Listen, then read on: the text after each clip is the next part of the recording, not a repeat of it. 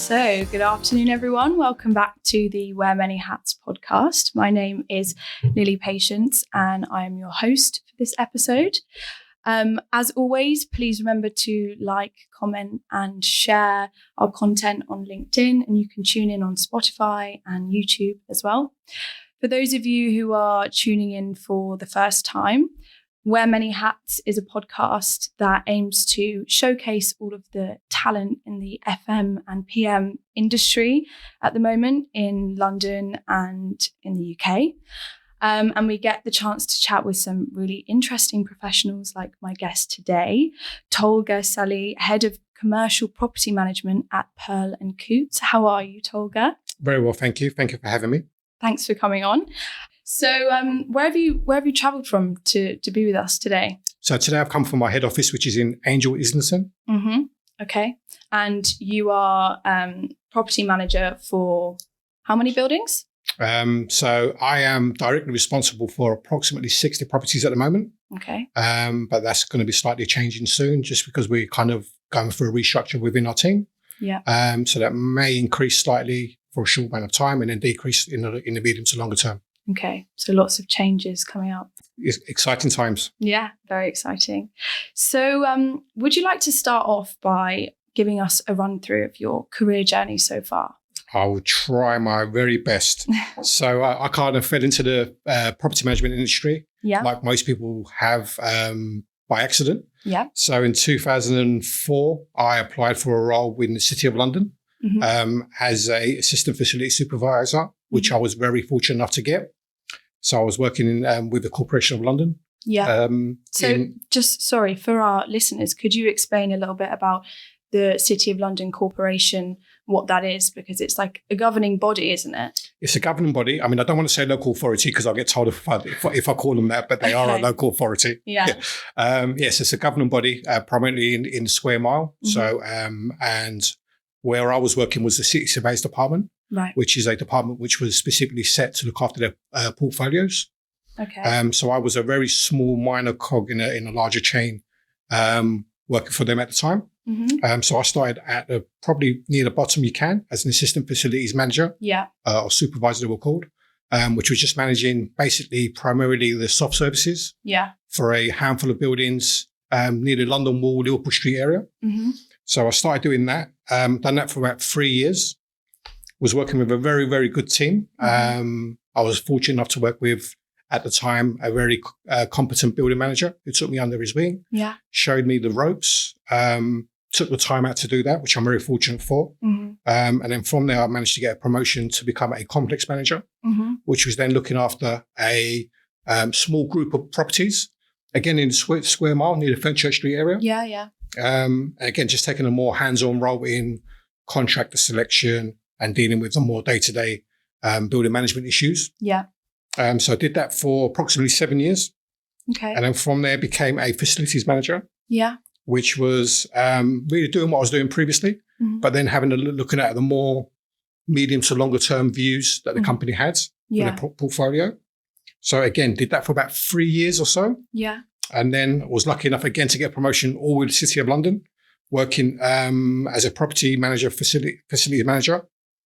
And that was looking at the more longer term strategic goals that the City of London had with their portfolios. Right. Managing, planning major redevelopments and looking after one of their more trophy asset sites. Okay. And a lot of the sites are heritage buildings. I know Guildhall that dates all the way back to like the Ruins. So I was very fortunate enough. My office was in Guildhall. So nice. Really, really nice. Gorgeous, yeah. Beautiful location to work.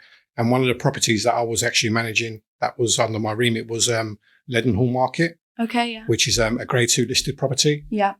With shopping complexes on the ground floor and offices on the first floor. Mm-hmm. So my office later moved to Leadenhall Market, which was a fantastic place. If no one's ever been there, highly recommend you go down there and check it out. For those Harry Potter fans, I'm sure you know that it was, here we go. It was filmed there. So, but what was it like kind of managing the facilities of a much older building? Does that present some challenges? To be honest with you, when I first started doing it, I was quite naive and thought, it's just the same. Yeah. But then the more you actually uncover some of the more tricky aspects of managing a grade 2 listed property. It's a lot more tricky, a lot more hands-on. You've got to be a little more thoughtful of how you approach things. Yeah. So yeah, I think if someone was starting out in the industry, I would certainly not put them on a grade 2 listed property to start off as. Yeah. Yes, it's a lot more in depth. So you were really thrown in at the deep end there. I wouldn't say I was thrown in. There was a great support mechanism in the City of London. There's great expertise in-house that you can approach to and get advice from. Okay. So yeah, I was fortunate enough to be able to tap into other departments to get some advice. Yeah. But if I was in a private sector, for example, I probably wouldn't be able to tap into those resources. Yeah. So yeah. Yeah, that's true. So, I mean, what kind of challenges did you face? Are there problems with like energy, like efficiency in those buildings? Are there maintenance, like regular maintenance problems? Do the kind of tenants, are they aware about that? You know? All of the above. So obviously, as being a grade 2 listed building, there's only certain restrictions that you can carry out. Yeah. So that kind of restricted of how far you can go to make the property more energy efficient, per se. But then that's part of the charms of looking after a grade 2 listed building as well. So it kind of goes hand in hand. Yeah. The challenges wise is everything's normally costs a lot more than it normally would do. And you need to be able to have mindful of tenant service charges and what their expectations are and just kind of trying to actually manage all of that. I think the hardest thing to do, if I'm being perfectly honest, is people management. It's just managing the expectations for everyone. And it tends to take a little bit longer as well because you need to get various approvals to carry out works. Okay. And was that difficult at the City of London Corporation? How have you noticed like a difference between the people-based side of it there and other places that you've worked since? Yeah, no, good question. I think the most difficult aspect of working for the City of London, if I'm being perfectly honest, is that because it's a authority, there's certain guidance and loopholes which you have to go through. Yeah. And because they need to be leading by example, you're kind of held to a higher esteem than you would do if you was working at another private company. Yeah. So I think on that aspect, we had to go above and beyond what would ordinarily you wouldn't have to do in a private company. Yeah. So I think on that side, it's a lot more challenging. Yeah, it must have been like a really interesting place to work because I know they've got some really like medieval kind of rules. Is there like a rule about the king when he's allowed to enter the City of London? Or I don't know if that's still a thing. It is still a thing. And there's certain days where you can walk sheep over Tower Bridge and etc. So yeah, it's crazy. It's a lovely place to work. Yeah. Really, really beautiful. It must have been really cool. So where did you go after the City of London? So after approximately 17 years being with the City of London, I kind of felt the need to go on the open market a little bit more, try different types of portfolios. Yeah. I got presented with an opportunity to work at the Royal College of Emergency Medicine, which I was very fortunate enough to be able to do as a head of facilities manager there. Okay. So once I joined them, the story with the Royal College was previously they were looking to bring all the facility services in-house. Yeah. And I was pretty much given a free rein to be able to do that, which I'm very fortunate for. So it was a very exciting time for me, and that was the main draw to joining them. Yeah. So yeah, was there for approximately 2 years, and then moved on to. Then I was again fortunate enough to be offered the opportunity to join Coutts, which I was really, really delighted to join. And how long have you been at Coutts for? So I've been at Coutts 13 months now. 13 months, okay. And what's it like working in that kind of industry, in that sector, and being a property manager? So obviously, Royal College of Emergency Medicine, they're not a property management company. Yeah. And then going from that environment to Coutts, who's a pure property management company with a really, really large, extensive portfolio, was day and night, really, if I'm being perfectly honest. Really? So yeah, but it's a fantastic, fantastic place to work. But it's very fast-paced, lots of opportunities, lots of the property portfolio we have there is absolutely amazing. It's so vast and extensive. So it's actually a really, really fantastic place to be working. And it's a real good opportunity there now because the real appetite to carry out lots of redevelopment work is all at very early stages. Yeah. So there's a good opportunity for you to have your input into that at a very, very early stage. Okay. So you've got a lot of influence. I mean, it's a family-owned business. Yeah. So everyone's in the same office. So when there's any decisions to be made, I think one of the advantages of that is that decisions can be made relatively quickly. Yeah. Whereas the owners are there and the board of directors are all on tune.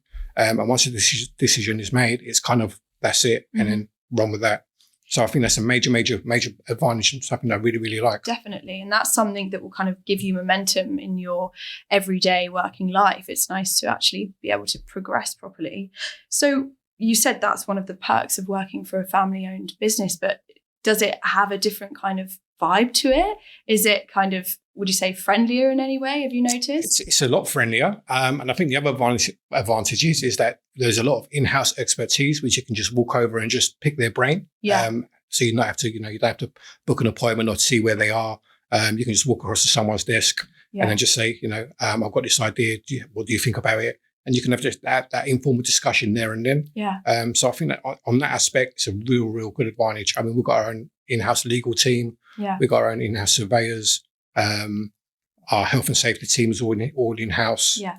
So it's a fantastic place to be able to just walk across somewhere and just pick someone's brain. Everything at your fingertips almost. Big advantage. Nice. So how many properties are you managing currently? I don't know if you mentioned this earlier. So personally, I'm managing 80. Yeah. But I mean, the property portfolio for Coutts is about 816, I'm going to say. Oh, I mean, I did check today, so it does change often. Yeah. But it's about 816 properties that we own nationwide. Okay.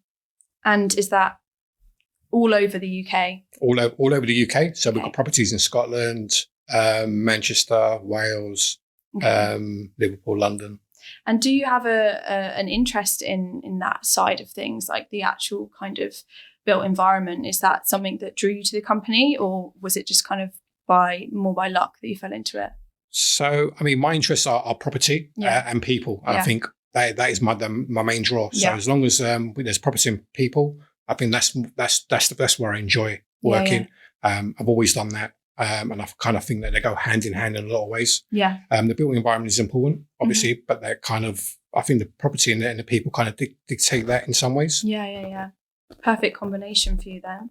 So how is the property management industry kind of evolving with sustainability goals and environmental social governance at the moment? So when I first started, many moons ago, sustainability just didn't exist.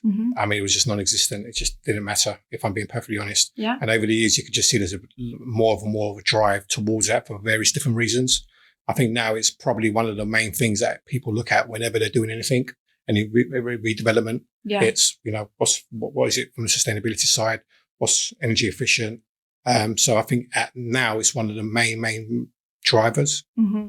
Yeah, definitely. And what kind of technologies are you seeing in your line of work that are kind of being used or being suggested for use to help with sustainability efforts? Yeah, I mean, I think one of the major things that I'm seeing now, which I didn't see, 5 years ago, for example, is the use of technology in rooms to actually monitor the usage. Yeah. Sensors more, the BMS systems more, so you can regulate the temperatures of certain rooms and not the whole area, for example. Mm-hmm. So I think the use of technology and BMS systems is come a long way. Yeah. Is that something that you are you stay up to date on? How, within that industry, what are your routes of staying knowledgeable about trends, and is it usually via the internet, or do you have regular meetings on it? So at Coutts, we have regular in-house meetings where we're discussing what the latest technologies are and what we can do to drive it forward. I mean, what may work in one building may not particularly work in another building. Yeah. So we're kind of conscious of that at the same time. But I mean, like I said, because there's so many in-house expertise in there, everyone's got their own methods of keeping up to date with certain elements of it. So cinema, going to any exhibitions, for example, is a good point of contact. Mm-hmm. But everyone's pretty up to date. But like I say, what may work in building A might not necessarily work in building B. So we're kind of mindful of that as well. Yeah, exactly. Are there CPDs that property managers can do? Because I know in other industries that's CPDs are huge at the moment, and it's a very rigorous process, but you have to do it to kind of stay updated. Is that the same in the property management industry? In some ways. I mean, we're kind of left to the actual individual property manager themselves and to see how far they want to develop their careers or not. Mm-hmm. I mean, there's some property managers who are quite happy in their current roles, and their, career progression is not something they actually particularly are interested in at the moment. Whereas there's others that's more ambitious who are kind of taking on those personal developments themselves. And there's various courses for that. ILM and NEBOSH, etc. is good ways of keeping that up to date. Yeah, I saw you've done your NEBOSH certificate. Is that like a health and safety certificate? It is, yeah. So it's like a nationally recognised health and safety certification. Okay. And is that a requirement of your role or just? It's a requirement for a role in my level, but not particularly for every property manager. Okay, right. So Tolga, could you walk us through an average working day for you? If I could, I will be a millionaire. There is no, so the average working day for a property manager is, perfectly honest, there is none. Yeah. It could, your day can change. You could think that you got something planned throughout the whole day, and it will be completely different to how you thought that day will work out. Yeah. So an average day it's just being fluid and being able to react to any instances that you may need to attend to. Yeah. I mean, I'll take today, for example, I was at site visits today. So I had in my diary a couple of site visits and a couple of meetings in the afternoon. It went completely the other way around, and, the site visits got taken over by a tenant liaison, then going to service charge queries. The meetings kind of got pushed back slightly. Then had a couple of meetings with various other departments to discuss various different issues. And then, it just completely changes. So I don't think there is, if I'm being honest, a routine day to day. Okay. And I think if you expect that, then probably this isn't the industry for you, if I'm being perfectly honest. Yeah. Do you think you kind of manage the challenges that are thrown at you on a day-to-day basis well? I absolutely love it. And that's one of the things I love the most about my role. Is really? That, not 2 days are the same. And I think you just need to be a little bit adaptable and fluid to the requirements. How do you cope with that? How do you maintain a good work-life balance? I think you just have to take everything into perspective. And I think, doing this role for 20 odd years, I think you kind of get used to it. Yeah. But I mean, I'm mindful of anyone that's first started out in the role. And I try and guide them as much as possible to shield them from that and to not take anything too personally, and just to take it in the strides. I think the number one advice I can give to anyone who's looking to join the industry is to not be afraid to make mistakes. I think some of the best lessons that I have personally learned is by making a mistake and then reviewing it and then learning from that, and then just trying to avoid making that same mistake going forward. Yeah. And I think as long as you're not frightened to make those mistakes and try something different, I think you'd be fine. Yeah, 100%. I think, and asking questions as well, and not being afraid to come across as stupid. Exactly. And again, I've been very lucky to work with some very, very knowledgeable and experienced people throughout my career who have managed to take little elements off and learn and apply to my daily role. So and I think that's important. Do you have? Is there like a graduate cohort, or what's the process like for young people entering Pearl & Coutts? So for Pearl & Coutts, we have various graduates that come and join our departments. Yeah. And what we tend to do is we tend to expose them to all of the various different elements of property management.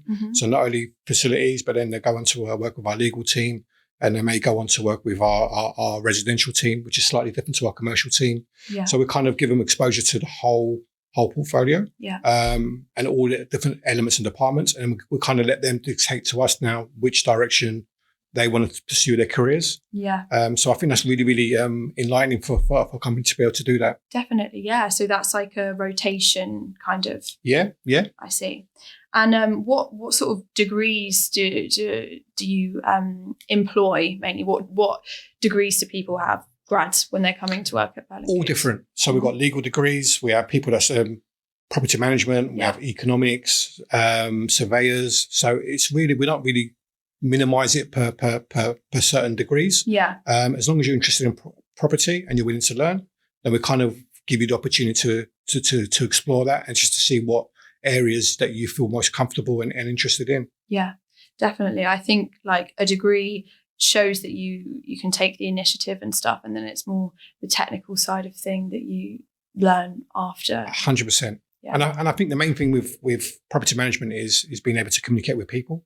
Yeah. And I don't think necessarily a degree kind of emphasizes that. But once that person's in the office and they're having face-to-face conversations and interactions, I think that's when you can kind of gauge, okay, this person's, is more suited to this particular role rather than something else. So yeah, I think having that human interaction It's very, very, very important. And do you always work in the office, or like can you work from home at all?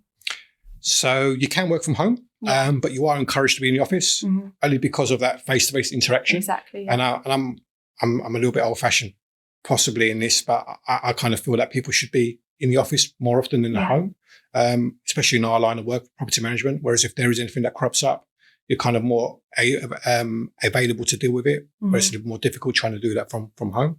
Yeah. But you can work from home. Yeah. Okay. That's good that you can have that balance there. So Tolga, could you tell us what you think the future of property management looks like in the next, say, 5 or 10 years? Do you have any predictions? I think my main prediction is that everything will obviously be more automated. Yeah. So I think everything was going to be, a lot more automated than it is at the moment. But I still think you'll need that human element of service. Yeah. But if you were to ask me the direction of travel that property management is going in, I think there'll probably be less emphasis on the human contact and more on the technological side. Yeah. But I do think that property managers will probably have to manage a larger amount of properties than they currently are now. Okay, so it will open you up to being able to take on more. I believe so, yeah. More properties. Yeah, I mean, there's like a lot of talk at the moment about how AI is going to be used to, especially with like the Internet of Things and kind of these sensors and stuff. But I feel like something that's holding us back a little bit is the fact that all of these generators we're going to have to use to power all of this AI. Like, are there any conversations about that at your level? Because obviously, I think there is a place for AIs. I think AIs would be good for any generic queries that you tend to get. Yeah. So if there's anything, like service charge related, that's a generic question, then I guess AIs would be able to help on that front. Yeah. But I still think that the human element will always be required in property management. Yeah, definitely. So what would you say is one of your biggest achievements in your career so far? So I don't know if it's the biggest achievement or not, but one of the things I'm most proud of is I like to mentor people when they're first starting the property management industry. Right. And I think I've done that with a few people, and then seeing how their career has progressed. So seeing someone when they first come in who's a little bit shy and timid and frightened, and then seeing them become head of departments is quite an achievement for me. So I think that's the element where I feel most proud of. Yeah. And that's happened a few times with a few of my ex-staff members and colleagues. So I think that's something that I look back on and I think must have done okay. You must have seen a lot of that happen at the City of London because you were there for 17 years. Yeah. So there's a few of my people that used to work started with me as admin, and now they head of departments, for example. Yeah. A few have gone into slightly different elements of property management. Some have become asset managers, for example. Yeah. Some have gone to work for really, really prestigious companies. So yeah. But not only at City of London, even at the Royal College of Emergency Medicine. So when I first started heading up that property management department, the staff that we got in were all relatively new to property management. Yeah. And they've now become facilities managers as well. Okay. So it's been good. It's very full circle. It is. And, sooner or later I'll probably be working for one of them. Maybe, yeah. So any children of your own? Is that the only kind of area that you touch base with kids and mentoring and stuff? Not kids, young people. So when you say any children of my own, you mean do I have my own child? Yeah. Yes, I am. I've got one little princess called Lorena, and I would, So she's my pride and joy. How do you manage, being a dad and having quite an important role? Yeah, I mean, it's not easy. There are times where over the weekend you kind of already start thinking about, Monday morning I've got to do this and Tuesday I've got to do this. So, but then it's kind of being a dad to a 9-year-old that kind of brings you back to reality, and then you kind of focus on what's important here and now. Yeah. But it can be a stressful environment becoming a property manager. Yeah. Sometimes it can be very lonely, if I'm being perfectly honest. Really? Because everyone's looking up to you as the inspiration, and if you don't have the answer, then who would?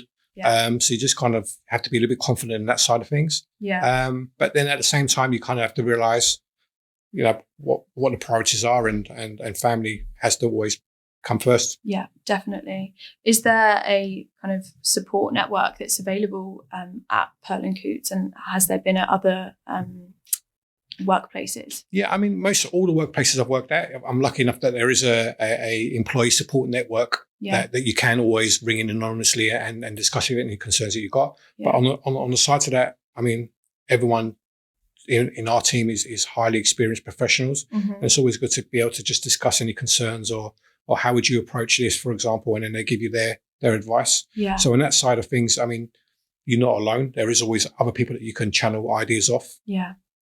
Do you feel like a lot of the challenges that you face are something that a colleague might have faced as well? 9 times out of 10, yes. Yeah. So yeah, I think a lot of the things that in property management is you won't be the first person to encounter that issue. Yeah. But I think it's important to remember that. But like I say, what worked in building A may not work in building B. Yeah. So you just have to take that with a little.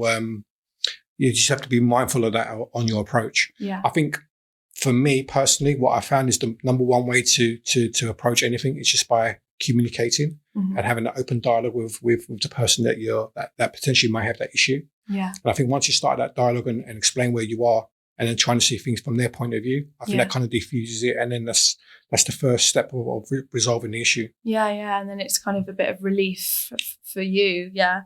Open communication is always 100%. And they know where you are. So you keep them updated throughout the whole process. Yeah, definitely. So, I mean, well-being is like massive at the moment, as it should be. But how do you kind of incorporate that into your job? Do you take on any responsibilities for the well-being of those that you manage and yeah? Yeah, so I mean, another good question. I mean, well-being obviously is very, very important. I think one of the things that we did at the Royal College was we introduced, so we had like a fresh fruit brought into the office on a daily basis. There was elements where there's a lot of staff events going on, so outside of work. So, what we do at Coutts is we take the whole team out and we'll take a half day and everyone just goes out of the office for half a day as a group of team, just to let their hair down. We have fat breakfast meetings, so outside of the work environment where you sit down, you have a breakfast as a team, but then what you're still discussing work. Yeah. So it's just trying to take them out of that environment and just to change the scene a little bit. Yeah. So I think that's the number one thing is just being mindful. I think the other thing to remember is you can kind of see the signs when people are finding that work is getting on top of them. And it's just trying to help them at that early stage rather than letting it build up and to become a bigger issue than it potentially is. Yeah, yeah. That's nice. So you're really kind of mindful of those around you and what people are experiencing. Yeah, and I think that comes with experience, to be honest with you, because like I say, what they're experiencing is probably something that you've experienced yourself at some point. Yeah. And it's just seeing those little trigger points and just trying to react to it at a very early stage. Yeah, no, that's really nice. What are you looking forward to now in the next 5 or 10 years of your career? How do you think that's going to look at Pearl & Coutts Yeah, so I think the next 5, at the moment now, at Pearl & Coutts, we're going for a major redevelopment program for all of our buildings. So it's at a very early stage. So what we've done now is we identified a group of properties that we're looking to do major works on, and then the next lot. So I think that for me, the most exciting that element now is just seeing a building that's potentially not in the best of condition at the moment, and then putting all the plans in place for that to be, a stock A building. Yeah. So I think seeing the transformation from one to another for me is something that I'm really, really excited about. Yeah. Unfortunately, it does take time. But yeah, I think that's one of the things that would really stand out for me.